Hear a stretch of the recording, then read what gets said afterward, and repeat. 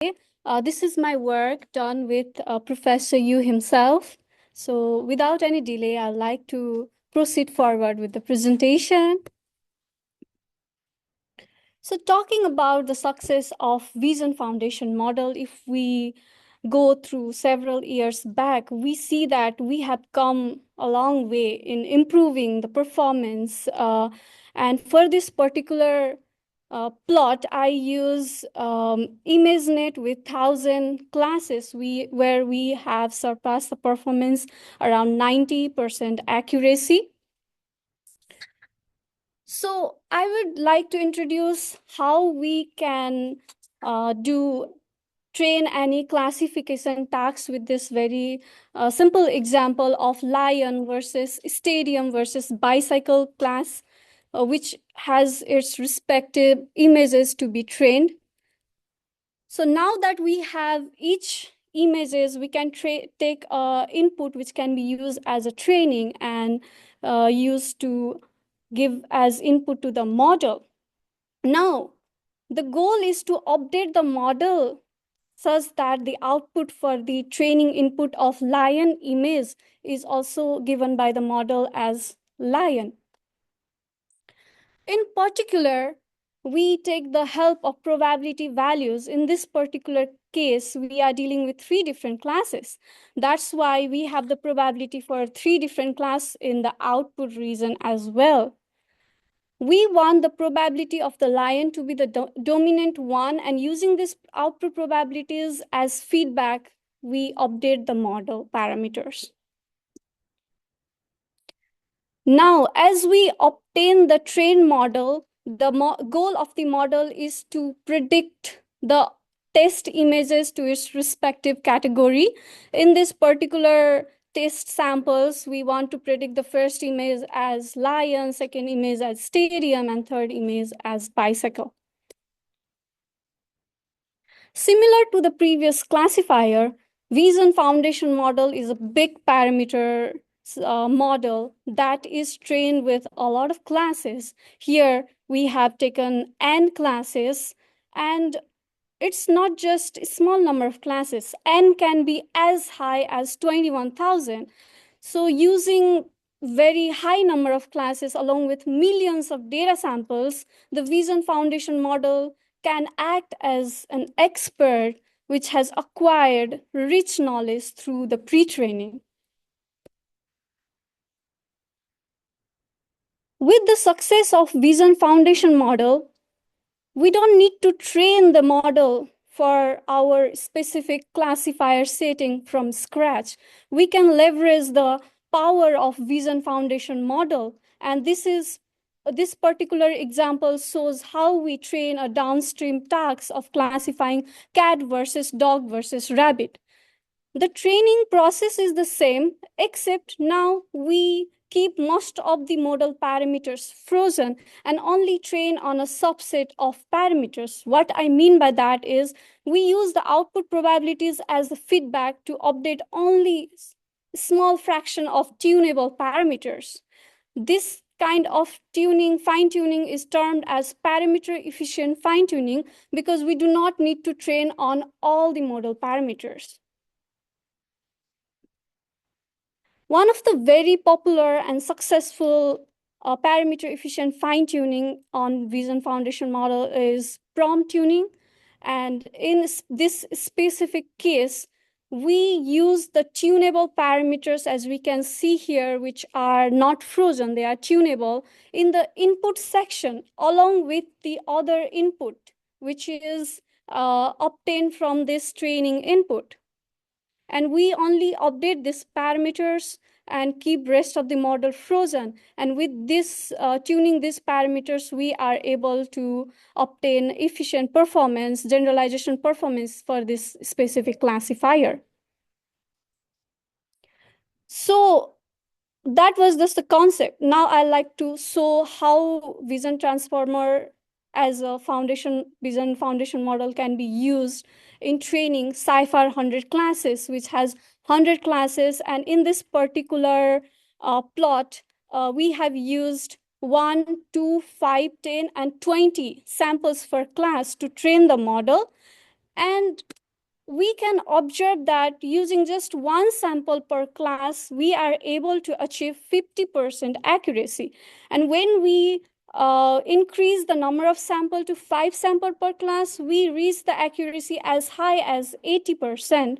This is because we have now benefited from the rich prior knowledge of vision transformer. Now we are interested to know the confidence of each prediction. Here we obtain the confidence by getting the maximum value of the probabilities of all the classes for each sample. So we see from this plot that the confidence mostly lie in the lower side, lower region, meaning the model is underconfident in its prediction. This is somewhat surprising because we are using a very big parameter model with very few data, and it should be overfitting and making overconfident prediction. Instead, we are seeing underconfident prediction. So let me tell you why this underconfidence itself is an issue in the first place. Why can't we leave this model underconfident, making the correct prediction? So I'll be taking the example of one sample per class where the accuracy is 50%. So here it means that 50% of the samples are correct, but there are 50% of the other samples that are incorrect. So how do I decide when I use this classifier which prediction to trust? It should be based on a confidence score given by the model.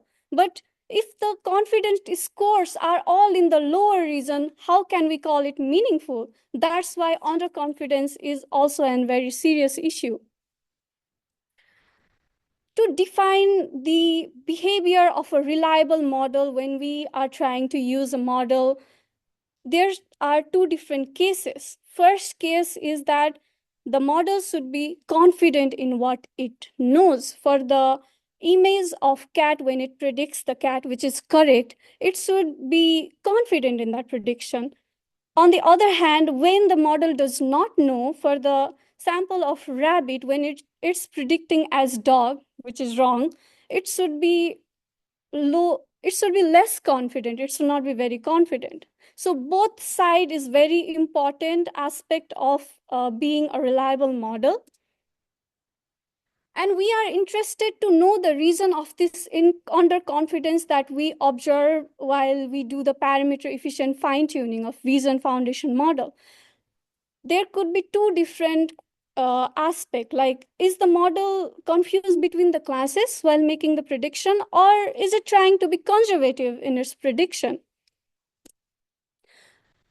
To find out the reason, we take the help of evidential deep learning. And before moving on to the evidential deep learning, I start with the deep learning model, where we have the model and it gets the input and outputs the probability. The output y is given is decided on the base of probability value, and it can be thought of as a multinomial distribution of y given the parameter of probability. Using evidential deep learning, what we try to do is we put a prior on the multinomial distribution, that is a Dirichlet prior, and the probabilities which we obtain is sampled from that Dirichlet distribution, and the distribution has its own parameters alpha. So now using evidential deep learning model, we use the model output which is given here as E. We call it evidence, and we use this evidence to calculate the value of alpha, which is ultimately the parameter of a Dirichlet distribution. Now I will move on to how this Dirichlet distribution and evidential deep learning can help us distinguish between different kind of uncertainty, that is underconfidence.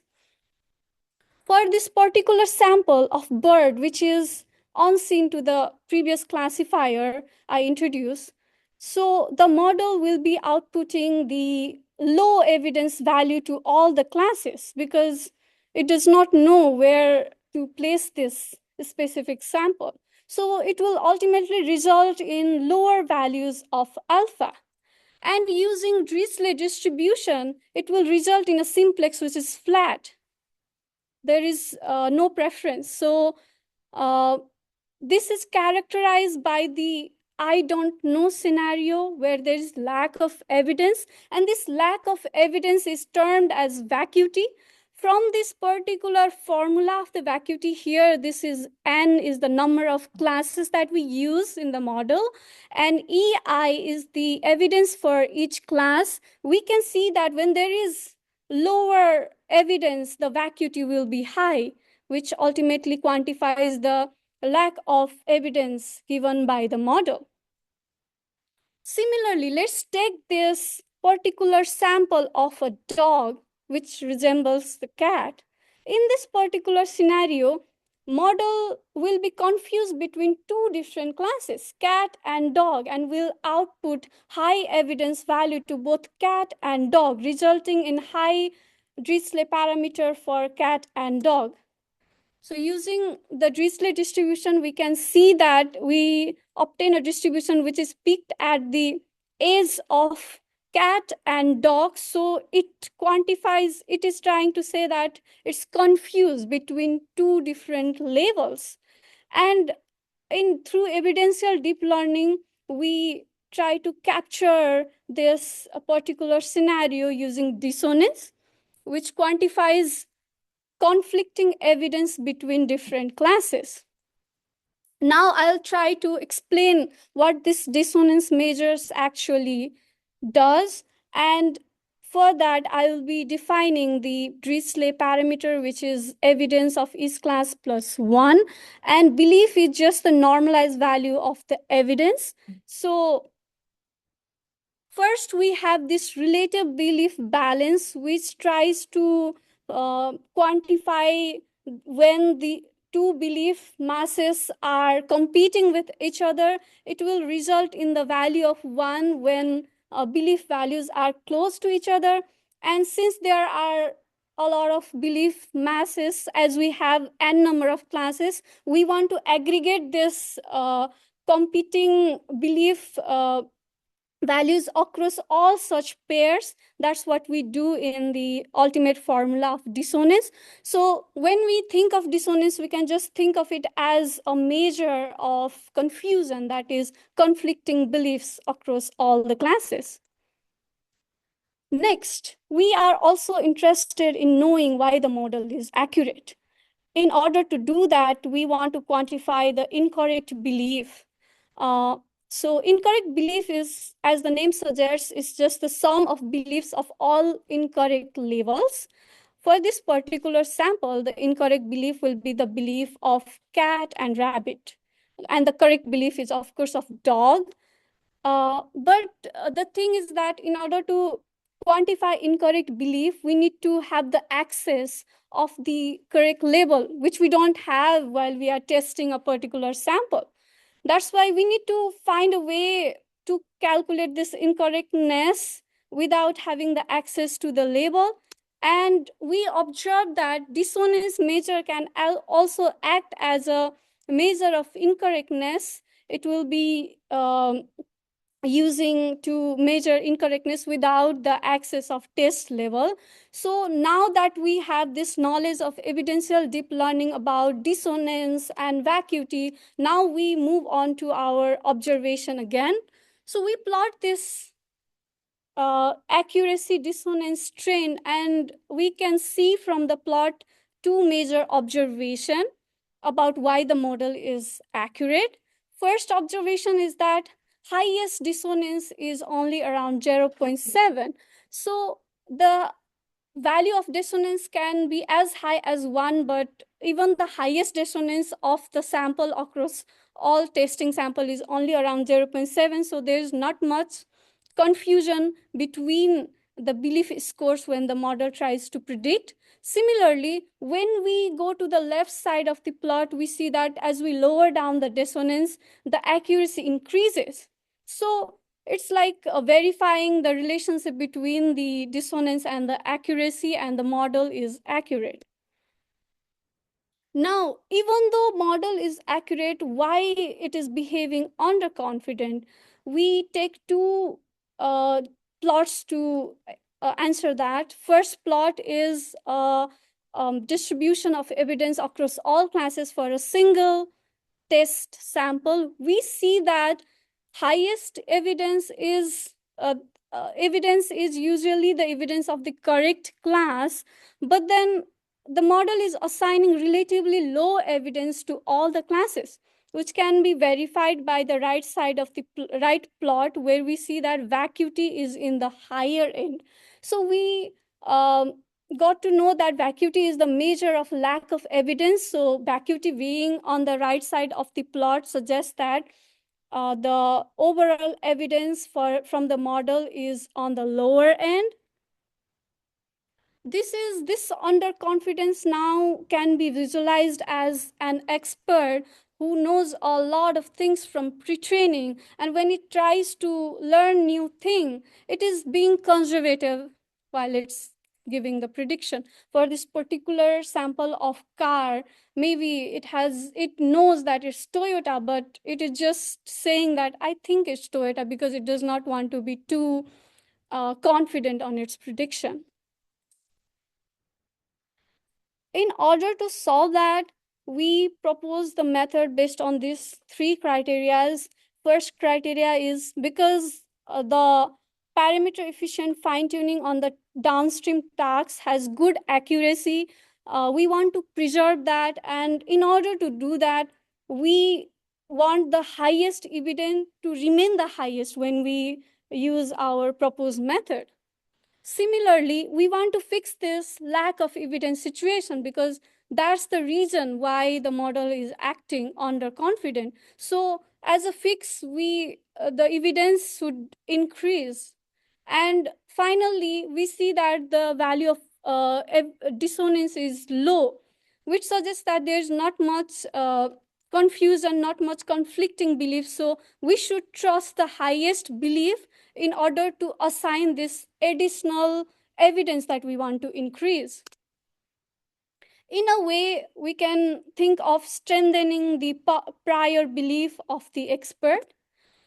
And using the evidential deep learning, it allows us to encode that prior belief. Previously, I showed the formula of Dirichlet parameter to be E evidence plus 1, but that's just the default behavior when there is no prior belief. When there is no prior belief, this base rate value is default as 1 by number of classes, which is same for all because we don't know anything. Now we want to change that, and we want to be guided by the prior belief, and we formulate this new base rate based on our previous criteria, which is the difference between the evidence of each class minus the minimum of the evidence divided by, which is normalized by the minimum of the evidence and ultimately scaled by this M parameter. So when we look at this formulation, we will see that highest evidence will remain the highest because we are taking this uh, evidence of each class. And as we increase the value as we use the value of M, which is greater than or equal to 1, the evidence will increase. But then we don't want to increase the evidence for all class equally. We want to respect the gap the evidence has with each other. So highest evidence will receive the more additional evidence, and it will ultimately increase the gap between highest evidence and the rest evidences. As a result, our previous underconfidence behavior will be fixed, and when we use for this particular value of M is equal to 2, we can see that it's actually shifting towards the more confident prediction.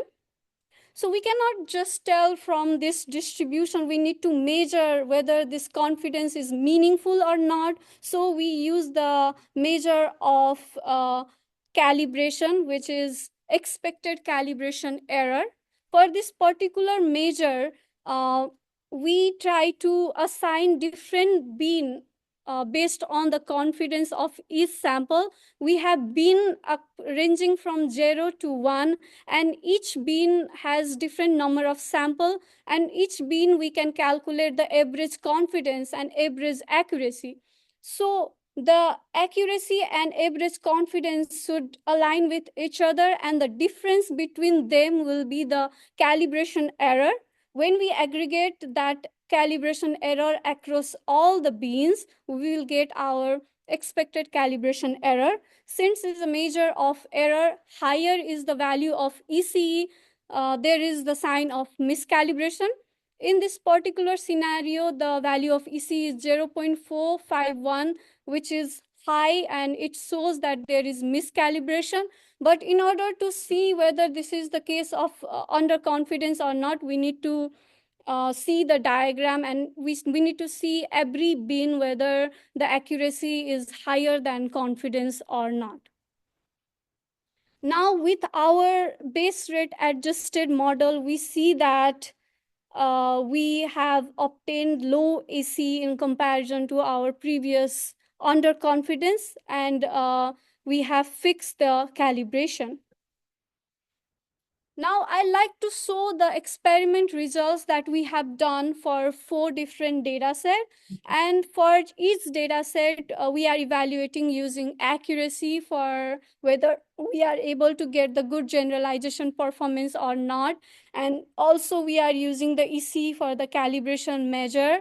So for these 2 different setting, we see that accuracy is the same, and we have 5 different setting for sort. What this sort means is we are using this k sample per class to train the model. As we go from 1 towards 20, we see there is increase in performance of accuracy, and which is preserved by our base rate adjusted model, because we formulated the base rate adjustment so that it preserves the accuracy. And through our base rate adjustment, we have lowered down the EC and received the calibrated performance. But we also observe that there is a hyperparameter M, which will scale the value of evidence. Depending on that value of M, we decide how much additional evidence to assign to each class. Here we see that the optimum value of M is at 2. So when we start from low value of M, we see there is decrease in the value of EC. We are getting more calibrated performance. But as we increase the value of M beyond 2, we again see the increase in EC. Now that we increase the value of M, we are assigning way more evidence to make it more overconfident, and that overconfidence is being quantified by EC, and we are seeing that the value of EC is increasing. So while we use this model, we use this proposed method, we need to be careful while choosing the value of M. And from our experiment, we see that the optimum value of M is not very sensitive.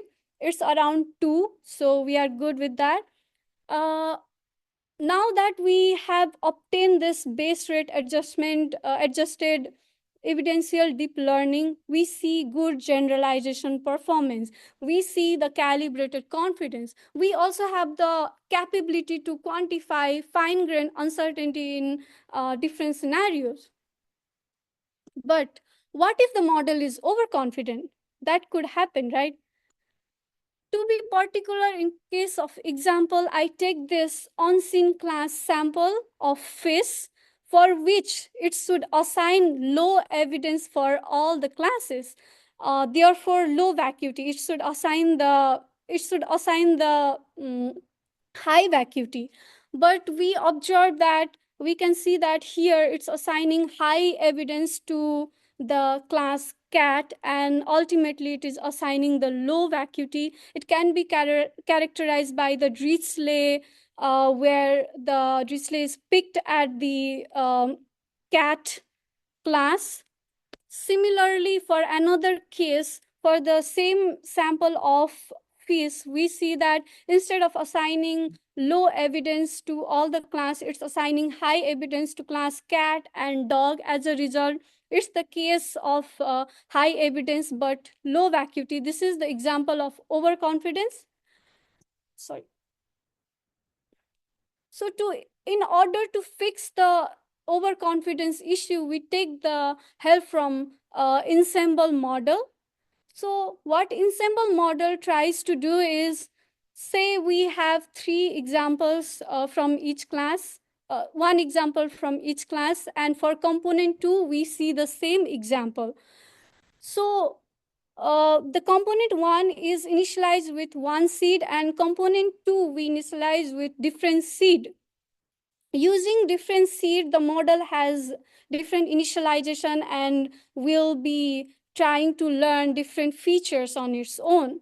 So component 1, say, will be focusing on the features of eye and ear. On the other hand, component 2 will be focusing on features of nose and fingers.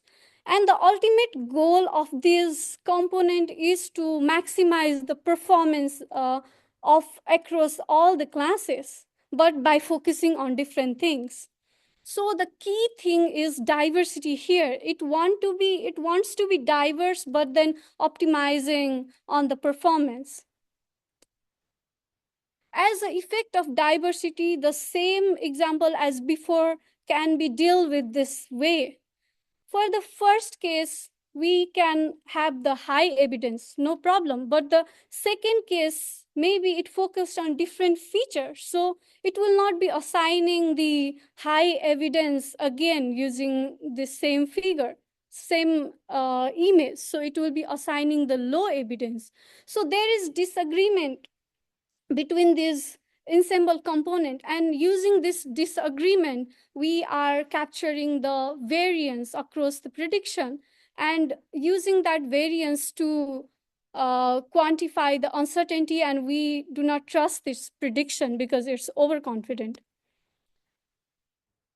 Now, for the sample that's seen by the model, the first component will assign the high evidence, and second component will also assign the high evidence, although it focuses on different features. Since it has optimized for the performance of these samples, it will be agreement between different ensemble component. In that case, we will have low variance.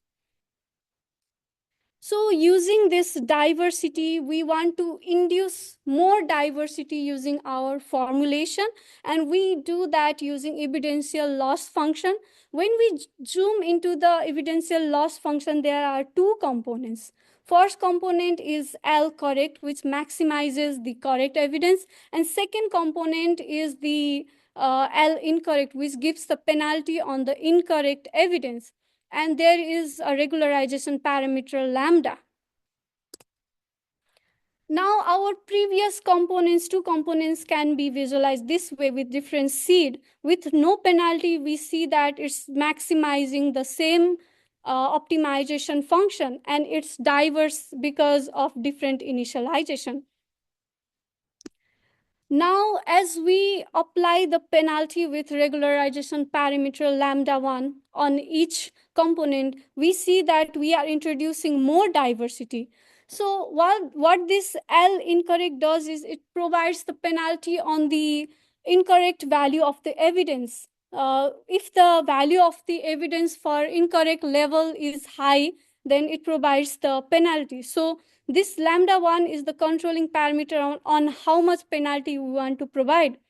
So we can vary this value of lambda to different values, and it will result in different penalties. As a result, we will have like this different component of ensemble. Each will be focusing on, each will be formed due to different penalty of the incorrect evidence, and it will be diverse because of that. So as a result, I'd like to show this qualitative sample that we did on the on-scene samples. So as a closed set classes, we use Cypher 100 classes, and for the open set classes, we use for the closed set, we use cipher 10, and for open set, we use cipher 100.